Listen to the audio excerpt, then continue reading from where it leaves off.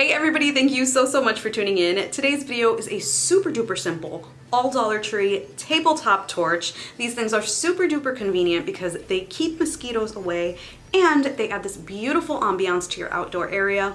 Dollar Tree carries tiki torches every year, but the problem with tiki torches is that they need to be staked into the ground or tied down to something. So today I'm going to show you how I took those tiki torches and turned them into tabletop torches in style. Anyway, I really hope that you enjoy this video and stick around by subscribing to this channel. Once you subscribe, we instantly become best friends. Did we just become best friends? Yup! And please hit that notification bell so you know every time I post a video. Anyway, let's go ahead and get started. For this project, I'm going to be using the Dollar Tree Tiki torches, and of course you can buy your torches anywhere, but these are the cheapest. And with some side cutters, I'm just going to cut off all of the bamboo around there so that I can release them and be able to use little canisters. And as you can see, these are probably recycled because under it, I am pretty sure I saw a label. You can see that it's red underneath. So I don't know if the other one is going to be the same, but I'm going to go ahead and release that as well.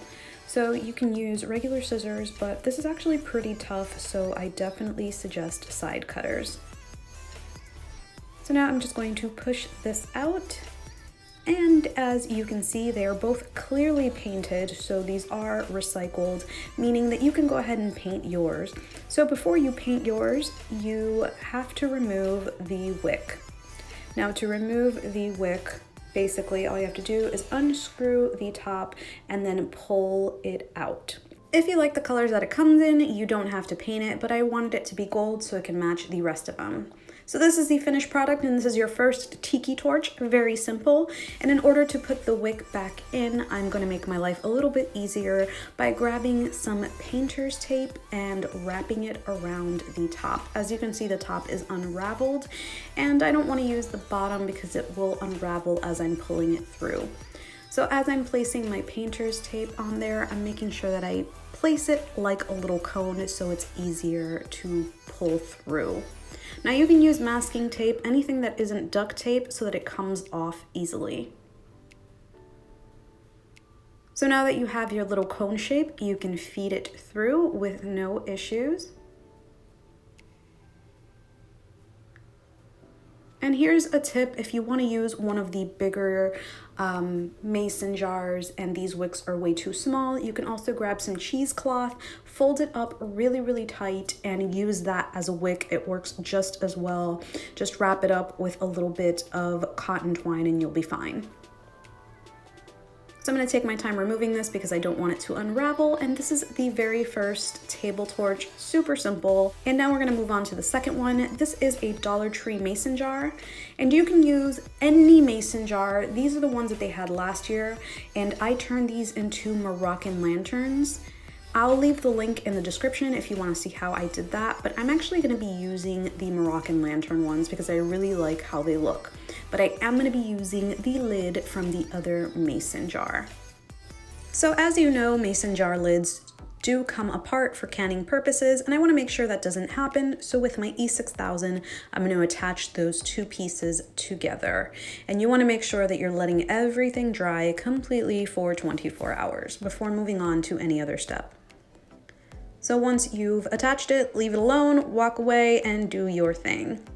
So now I'm going to drill a hole, and I do not recommend what I just did because I could have cracked my mason jar, but I basically just grabbed a drill and drilled a hole up top. You can do this with a screwdriver, but make sure you're doing this on a scrap piece of wood. I was just being bold and couldn't find a scrap of wood, so I decided to do it this way. You can totally crack your mason jar, so please be careful. So now that the hole is made, I'm going to go ahead and attach the cap from the other canister. And I'm just going to do this by using my E6000. So I'm going to add a generous amount and of course let this dry really well overnight. And the hole is definitely big enough to feed my wick through. So once it is fully dry, I'm going to use the exact same method to feed my wick.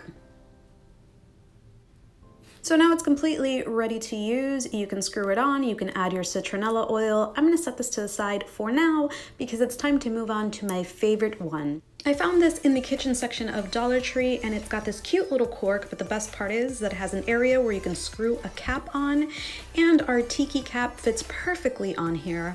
So I'm gonna go ahead and add some Dollar Tree pebbles to it. Not only is this going to add weight to it, but it's also going to take up space so you don't have to use as much of the oil. As long as the wick is a little bit wet, you can still get a really nice flame going. Once I added my pebbles for weight, I went ahead and screwed on the tiki cap, and everything fit perfectly. When you're ready to use, you can fill it up with your favorite citronella torch fuel, and I don't fill them all the way up, just enough to wet the wick. For any tiki torch that has a narrow opening, I do use a funnel, and the reason I do this is so I don't waste any of my fuel and it doesn't spill all over my table.